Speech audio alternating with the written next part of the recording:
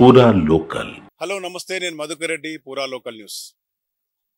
మనం ఈరోజు ఒక ప్రత్యేకమైన ప్రదేశంలో ఉన్నాం. ఇక్కడ చాలా ప్రత్యేకతలు, దాంతోపాటు త్యాగాలు కూడా ముడిపడిన ప్రదేశం.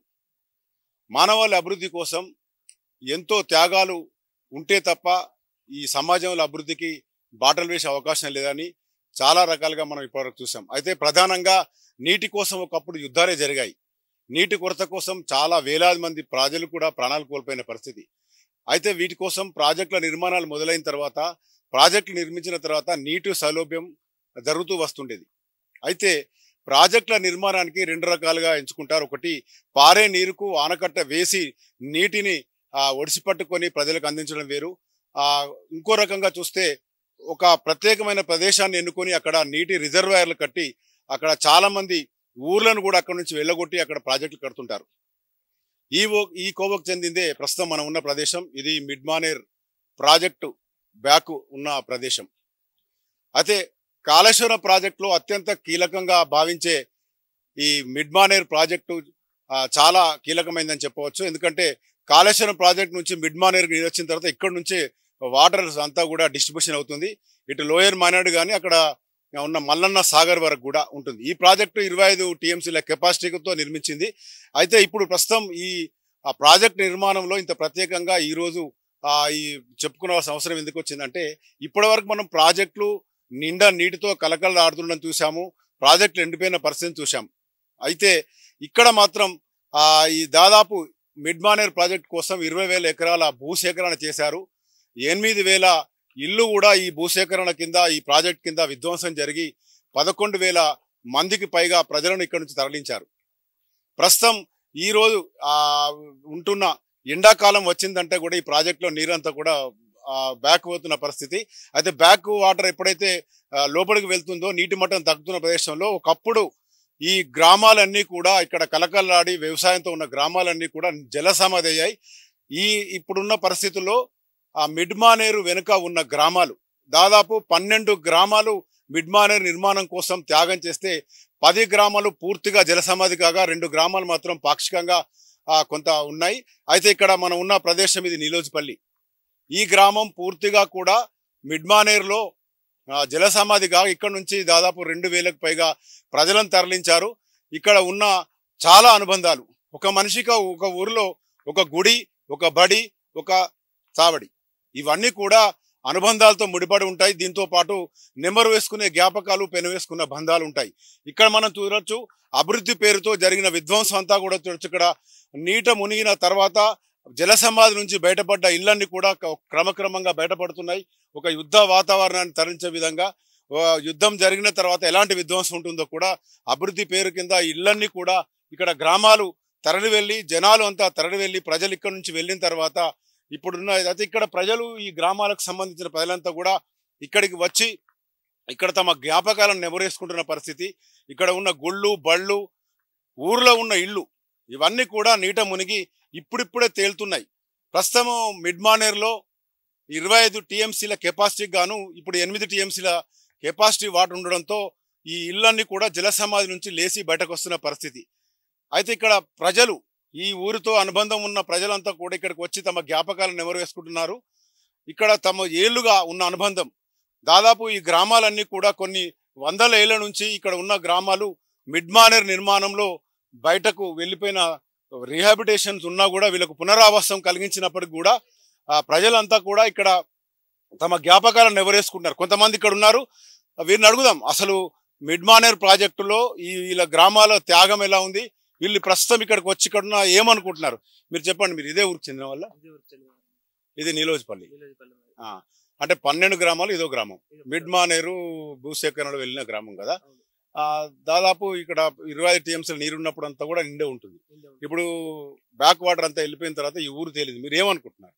మేము అప్పుడు ఇక్కడ ఉండి ఇదే మా ఇల్లు, ఇక్కడ ఇదే ఉంటుంది. అప్పుడు మేము అందరం కలిసిమెలిసి అన్నదమ్ములు లెక్క కలిసి ఉండేటోళ్ళం. ఇప్పుడు అక్కడికి వెళ్ళినాక మాకు ఉపాధి ఏం లేదు. మన పక్షుల ఎగిరిపోయినట్టు ఎక్కడో అక్కడ వెళ్ళిపోయినారు. బాగా బాధ అనిపిస్తుంది, మంచిగా లేదు. ఇప్పుడు అంటే మీరు ఇక్కడే చదువుకున్నారు, ఇక్కడే ఉన్నారు, మీ అమ్మ నాన్న ఇక్కడే, మీ తాతల కాలం నుంచి ఇక్కడే ఉన్నారు. ఇప్పుడు ఈ గ్రామాలను చూస్తుంటే మొత్తం కూడా అంతా పాడుబడిపోయి ఒక యుద్ధము, ఆ యుద్ధం ముగిసిన తర్వాత బాంబు దాడిలో ధ్వంసమైన విధ్వంసం కనబడుతుంది కదా, ఏమనుకుంటున్నారు? ఏడిపే తప్ప ఏం వస్తలేదు. ఇక్కడికి రావగానే దుఃఖాలు తప్ప మాకు ఇక్కడ ఏం అనిపిస్తలేవు. ఎక్కడ కాని పక్షులు అయిపోయినాం. మాకు ఎవరైనా ఆదుకోవాలని కోరుకుంటున్నాం. అంటే మీరు చేసిన త్యాగం ఏదైతుందో దాదాపు ఈ రోజు 25 టీఎంసీల నీరు ఇక్కడ నుంచి రాష్ట్రం అంతా పోతుంది. ఇవన్నీ కూడా మీరు ఇచ్చిన త్యాగమే అనుకోవచ్చు కదా. అవును, మా కన్నీళ్లతో ఇప్పుడు ఇది చూస్తుంటే మాకే కన్నీళ్ళు వస్తున్నాయి. ఇప్పుడు డ్యామ్ చూస్తుంటే అంత బాధగా ఉన్నది. ఇప్పుడు ఈ ఊర్లో మీరు ఎక్కడ వరకు చదువుకున్నారు? మీ ఇక్కడ 10వ తరగతి వరకు జరుపుకున్నాం. మీరు ఇక్కడ నుంచి వెళ్ళిపోయి ఎన్నేళ్ళైంది? మీ ఇక్కడ నుంచి వెళ్ళిపోయి దగ్గర దగ్గర 6 సంవత్సరాలు అవుతుంది. 6-7 సంవత్సరాలు. ఇంకో కొంతమంది ఉన్నారు, వీరితో మాట్లాడదాం. మీరంతా కూడా ఇదే గ్రామానికి చెందినవారు. ఇక్కడ అంటే మీకు ఎప్పటి నుంచి ఏం జ్ఞాపకాలు ఉన్నాయి? ఇదంతా చూస్తుంటే కూడా ఒక విధ్వంసం కనబడుతుంది.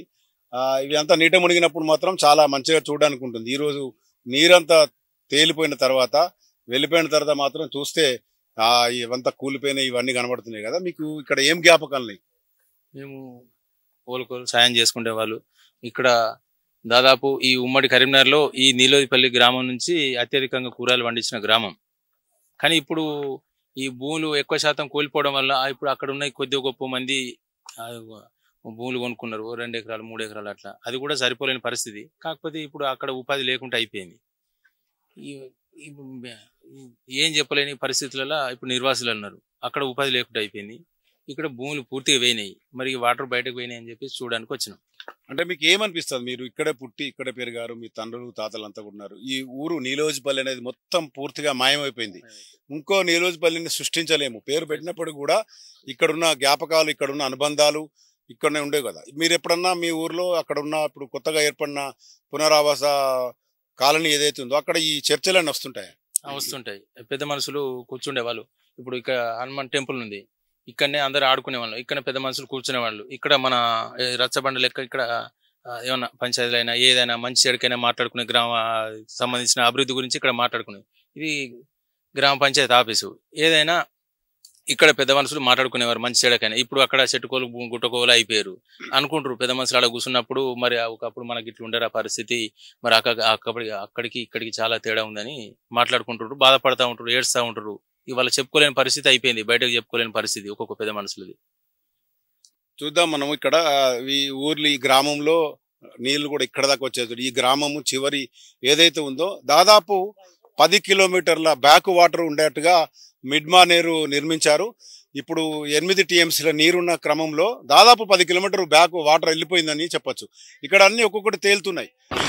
ఇక్కడ మనం ప్రత్యక్షంగా చూడొచ్చు. వాటర్ అంతా కూడా వెనక్కి వెళ్తుంటే ఈ రోడ్లు ఒకప్పుడు ఈ కాలనీకి ఈ గ్రామానికి సంబంధించిన రోడ్ల మన మధ్యలో ఉన్నాం. ఇక్కడ నుంచి బయటకు వెళ్తున్న నీరు, అక్కడ నుంచి తేలుతున్న ఇళ్ళు కూడా ఉన్నాయి. ఇంకా కొంతమంది ఉన్నారు, వారితో మాట్లాడదాం. ఇక్కడికి వాళ్ళు వచ్చారు. వాళ్ళు చెప్పండి, ఈ ఊర్లో మీరు పుట్టి పెరిగారు కదా, మీకు ఏమనిపిస్తుంది అంతా చూస్తుంటే? కూడా చాలా అంటే చాలా బాధాకరంగా ఉంది. చిన్నప్పటి నుంచి మేము ఇక్కడే పెరిగాం, ఇక్కడే ఉన్నాం. 2017 దాకా ఇక్కడే ఉన్నాం మేము. నాకు ఇప్పుడు 29 సంవత్సరాలు వచ్చినాయి. నా చిన్ననాటి జ్ఞాపకాలన్నీ ఇక్కడే ఉన్నాయి. స్కూలు కానీ చెట్లు కానీ ఇక్కడే కలిసి పెరిగాం. అందరం చాలా బాగా ఉండేవాళ్ళం, కలిసిమెలిసి. ఊర్లో కూడా అందరం మంచిగా ఉండేవాళ్ళం. ఇప్పుడు ఏమైందనంటే అక్కడికి వెళ్ళి చూస్తే అక్కడ ఏం లేదు, చుట్టూ గోడలు గేట్లు తప్ప ఏం లేదు. మా కుటుంబాల మధ్యలో అందరి మధ్యలో దూరం ఏర్పడింది తప్ప ఏం లేదు. అక్కడ కన్నీటి బాధ తప్ప మాకు ఏం లేదు. కేసీఆర్ గారు గత ప్రభుత్వంలో ఉన్నప్పుడు 5 లక్షల 4,000 ఇస్తానన్నారు, అవి ఇవ్వలేరు. కుటుంబ ప్యాకేజీలు ఇస్తానన్నారు, అవి ఇవ్వలేరు. మాకు ఇప్పుడు యువతకు జాబ్స్ పెట్టిస్తానన్నారు, జాబ్స్ ఏం లేవు. మేము ఏమైనా వేసుకుందామని అన్నా కానీ ఇప్పుడు మాకు భూమి జాగాలు కూడా ఏం లేవు. చూడడానికి ఓన్లీ ఇల్లు తప్ప, వట్టిగా ఊరి మీద పడి తిరగడం తప్ప మాకు మాత్రం ఉపాధి అనేది మొత్తానికి లేదు. అంతకుముందు మా ఊర్లోకి మేము పనికి గిట్ట తీసుకొచ్చి మేము వేరే ఊర్ల నుంచి పనికి తోలుకొచ్చుకునే వాళ్ళం. కానీ ఇప్పుడు మేము మా ఇంట్లో వాళ్ళు కానీ మేము కానీ బయట కూలి పనికి పోయే పరిస్థితి ఏర్పడేది మాకు. అంటే మీరు సరే మీ ఇబ్బంది ఉంది, మీకు ప్రభుత్వము ఇప్పటికే చేసినా అని చెప్పినప్పుడు కూడా చాలామంది కూడా ఈ భూ నిర్వాసితులంతా కూడా ఏం కాలేదంటారు. అయితే ఒక రకంగా చూస్తే మీకు ఇక్కడ నుంచి ఊరు వెళ్ళిపోయి ఇంకొక ఊరు అక్కడ ఇదే పేరుతోని మీకు ప్రభుత్వం ఏర్పాటు చేసింది, పునరావాస కాలనీగా నీలోజిపల్లి అని. ఇలానే మీతో పాటు చాలా గ్రామాలు కూడా ఇక్కడ నుంచి వెళ్ళాయి. 12 గ్రామాల్లో మీదొక గ్రామం. మీరంతా కూడా ఇప్పుడు ఇక్కడ ఉన్నట్టే అక్కడ ఉంటే పరిస్థితి, వాతావరణం కనిపిస్తుంది. ఇప్పుడు ఇక్కడికి వచ్చినాం, వాటర్ తేలినాయి. ఇప్పుడు బ్యాక్ వాటర్ తేలడంతో మేము చూద్దామని వచ్చేసరికి ఈ కూలిపోయిన గోడల్ని వీటిని చూసేసరికి మాకు దుఃఖాలు ఆగడం లేదు. చాలా అంటే చాలా బాధగా ఉంది. కనీసానికి మమ్మల్ని పట్టించుకున్న నాదుడు కూడా లేడు. ఇప్పుడైనా ఈ ప్రభుత్వం అయినా కొంచెం దయ తలిచి మాకు ఏమన్నా అది చేయాలి, మిడ్ మానేరు ప్రజలకు ఆదుకోవాలని కోరుకుంటున్నాం. ఓకే, మీకు ఊర్ల నుంచి వెళ్ళిపోయారు, అంతా బాధగా ఉంటుంది. కాకపోతే ఈ కేంద్రంగా మిడ్ మానేరు కేంద్రంగా రాష్ట్రం అంతా కూడా ఇక్కడ నుంచి సాగు తాగునీరు ఇక్కడ నుంచి వెళ్తున్నది. ఇప్పుడు ఆ కోణంలో చూసుకుంటే మీకు ఏమనిపిస్తుంది? మిడ్ మానేరు అంటే ఇప్పుడు తెలంగాణకు ఒక గుండెకాయ లాంటిది. ప్రతి ఒక్క డ్యాముకు ఇక్కడ నుంచే వాటర్ పోతున్నాయి. కానీ ఇవి రాష్ట్రానికి అందిస్తుంది, కానీ మాకు మిడ్ మానేరు తరపున అయితే మాకైతే న్యాయం జరగలే, అన్యాయమే జరిగింది మాకు. ఓకే, ఇంకా మీరు చెప్పండి. మీరు నిలోజిపల్లి గ్రామస్తులేనా? ఓకే, మీకు ఇక్కడ ఉన్న అనుబంధం ఏంది? ఒక రకంగా చూస్తుంటే ఇదంతా ఇల్లు కూలిపోయి మీ కాలనీలు, మీ గుళ్ళు, మీ బళ్ళు, మీ గ్రామ పంచాయతీలు, మీ బంధువులు చుట్టాలంతా కూడా ఇక్కడ నుంచి తరలి వెళ్ళిపోయారు తట్టబుట్ట జరుపుకొని. ఇప్పుడు వచ్చి మీరు ఇక్కడ ఉన్నారు, మాకే చూడడానికి ఒక చాలా ఉన్నది. మీరేమనుకుంటున్నారు? అప్పుడు మాకు 2015లో మాకు హరీష్ రావు గారు ఏమన్నారంటే 2 లక్షల రూపాయలు ఇస్తాం, ఇల్లు ఇమీడియట్లీ ఖాళీ చేయరు, మీకు 2 లక్షల రూపాయలు మీ అకౌంట్లో వేస్తా అని చెప్పి అన్నారు. మేము ఆయన మాటలు నమ్మకనే మేము అలాగే ఉన్నాం. ఉంటే ఏమైందంటే రాత్రే బ్యాక్ వాటర్ వదిలేసే వారికి ఇళ్ళకి వచ్చినాయి. ఇళ్ళకి వస్తే ప్రాణభయంతో తట్ట బుట్ట చదువుకొని మేము మన ఎక్కడేం దిక్కులేని వాళ్ళు లెక్కన మేము తీసుకొని పోయి అక్కడ మన రూసో కాలేజీలో వట్టి టెంట్లు వేసుకొని టెంట్ల కింద బ్రతికిన రోజులు కూడా ఉన్నాయి. ఇప్పుడు ఈ బ్యాక్ వాటర్ తేలటంతో మేము ఇక్కడ ఈ పాత జ్ఞాపకాలు చూసుకుంటూ నెమరేసుకుంటున్న రోజులు గుర్తుకొస్తున్నాయి. చాలా బాధగా ఉన్నది. ఇక్కడ ఉండగా మేము అందరం కలిసికట్టుగా కలిసిమెలిసి ప్రేమ అనురాగాలు అనుబంధాలతోటి ఆప్యాయతతోటి ఇక్కడ ఉన్నాం. మాకు ఇక్కడ ప్రతి ఒక్కరికి ఓన్ ల్యాండ్స్ 1 ఎకరమో 2 ఎకరాలో 10 ఎకరాలో ఉన్న వాళ్ళు ఉన్నారు. మాకు మా చేనులు మేము చేసుకుంటే మేము ఆరామ్స్గా మేము బతికినాం, మా పిల్లల్ని చదువుకున్నాం, మా తల్లిదండ్రులు మమ్మల్ని చదివారు. ఇప్పుడు మేము పిల్లల్ని చదివే లేని పరిస్థితి ఉన్నది, మేము బతకలేని పరిస్థితి ఉన్నది. ఇప్పుడు మేము ఏం చేద్దామన్నా మాకు ఒక ల్యాండ్స్ లేవు, కౌలు వాడదామన్నా కానీ 20,000 30,000 రూపాయలు కౌలు అడుగుతున్నారు. అదే మా ఊర్లో ఉన్నప్పుడు చుట్టూ 10 ఊర్ల పెట్టు మా ఊరికి పని చేయడానికి వచ్చిర్రు, వ్యవసాయ పనులకు చుట్టూ 10 ఊర్ల నుండి వచ్చిర్రు. ఇప్పుడు మేము ఏం చేస్తాను, చుట్టూ 10 ఊర్ల పట్టు మేమే కైకిలు పోయే పరిస్థితి వచ్చింది. ఇలాంటి పరిస్థితి ఏ నిర్వాసితునికి రావద్దు. అప్పుడున్న టీఆర్ఎస్ ప్రభుత్వం మాకు 5,04,000 ఇస్తా అని చెప్పి ఒక దొంగ హామీలు ఇవ్వడం జరిగింది. హామీలకే పరిమితమైంది తప్ప మాకు ఏ ఒక్క నిర్వాసితుని ఆదుకున్న పాపాన పోలే. ఇప్పటి వరకు కూడా అడుగు జాగాలు రాని వాళ్ళు ఉన్నారు, ఇండ్ల డబ్బులు రాని వాళ్ళు ఉన్నారు. నిర్వాసితుల బాధలు పట్టించుకునే నాదు లేదు. ఇప్పటి వరకు కూడా ఉపాధి హామీలు లేవు, ఉపాధి పని లేదు మాకు నిర్వాసితులకు. ఏం చేద్దామన్న ఆలోచన కూడా లేకుండా అయిపోయింది. ఒక మిడ్ మానేర్ అనేది ప్రతి 100,000 మందికి ఉపయోగపడుతుంది, కానీ ఈ నిర్వాసితులకు మాత్రం ఏమాత్రం కూడా ఉపయోగపడడానికి లేదు. అంటే ప్రభుత్వం మీకు అన్ని చేసినామని చెప్తుంది కదా, మీకు పునరావాసానికి కావాల్సినవి అన్నీ కూడా, మీకు ఇంటికో ఉద్యోగము, మీకు వ్యవసాయ భూమికి ఆల్టర్నేటివ్గా వ్యవసాయ భూమి, ఇల్లుకు ఇల్లు, నగదు కూడా ఇచ్చిన సందర్భం ఉందని ప్రభుత్వం గతంలో ప్రకటించింది. ఈ మేరకు మీరు ప్రకటించాలని చెప్పి కూడా గతంలో ఉద్యమం కూడా చేశారు దీని మీద. అయితే ఇప్పుడున్న పరిస్థితి ఏంది? ఇప్పుడున్న పరిస్థితి ఏంటంటే ప్రభుత్వం ఇంటికో ఉద్యోగం ఎవరికి ఇచ్చారండి? ఈ ముంపు గ్రామాలలో 12 గ్రామాలలో ఏ ఒక్క ఉద్యోగం ఇవ్వలే. ఏ ఒక్కరు కూడా ఉపాధి హామీ పథకాలు ఏవి కూడా మాకు ఉపాధి అవకాశాలు లేవు. మేము ఎట్లా బతుకుడు అసలు ఏమి ఇచ్చినా ఇంతవరకు కూడా ఇంట్లో డబ్బులు రాని వాళ్ళు కూడా ఉన్నారు, ఇంకా అడుగు జాగాలు రాని వాళ్ళు ఉన్నారు, వ్యవసాయ ల్యాండ్ డబ్బులు రాని వాళ్ళు కూడా ఉన్నారు. మీరు చెప్పండి. ఇప్పుడు దాకా చాలామంది కూడా ఆవేదన వ్యక్తం చేస్తున్నారు. ఒకవైపు మీ త్యాగం కనబడుతుంది, మరోవైపు మీ ఆవేదన కనబడుతుంది. ఊరు విడిచి వెలిసిన ఆవేదనతో పాటు మీరు చేసిన త్యాగానికి తోడుగా మీకు ఏమి జరగలేదు ప్రభుత్వం నుంచి అంటున్నారు. ఇప్పుడు ఈ ప్రభుత్వం మారింది, 10 సంవత్సరాల తర్వాత ఈ కొత్త ప్రభుత్వం వచ్చింది కదా, మీరు ఏమని కోరుకుంటున్నారు, ఏం డిమాండ్ చేస్తున్నారు? తెలంగాణ అప్పటి ప్రభుత్వం ప్రతిష్టాత్మకంగా తీసుకున్న కాళేశ్వరం ప్రాజెక్టు, దానికి గుండెకాయ లాంటి ప్రాజెక్టు మిడ్ మానేరు. కానీ ప్రభుత్వాలు ఏం చెప్తాయంటే నిర్వాసితుల త్యాగాలు వెలకట్టలేమని చెప్తా ఉంటారు ఏ ప్రభుత్వమైనా. కానీ నిర్వాసితులుగా వచ్చేసరికి మాత్రం ₹1 పట్టించుకోరు. అదే ఇంతకుముందు ఈ ప్రాజెక్ట్ కట్టినప్పుడు 349 కోట్లతోటి ప్రాజెక్ట్ స్టార్ట్ అయింది. దాని వాల్యూ వచ్చేసరికి లాస్ట్కి వచ్చేసరికి 700 కోట్ల రూపాయలు చేశారు. అదే నిర్వాసితులకు వచ్చేసరికి ప్యాకేజ్ మాత్రం 2 లక్షలే ఉన్నది. దాన్ని 5 లక్షల రూపాయలు చేయలే, 10 లక్షల రూపాయలు చేయలే. నిర్వాసితులకు ప్యాకేజీ కాడికి వచ్చేసరికైనా ఇళ్ళ పైసలు చెల్లించడానికైనా కానీ అధికారులు గిట్లా భూతద్దాలు పెట్టి చూసారు. ఒక్క రూపాయి కూడా అదనంగా ఏ నిర్వాసితులు కూడా ఇయ్యలే. నిర్వాసితులు ఇండ్ల భూముల కాడైనా కానీ ప్యాకేజీ కాడైనా గవర్నమెంట్ పైసలు కడిగేసి ఇచ్చింది.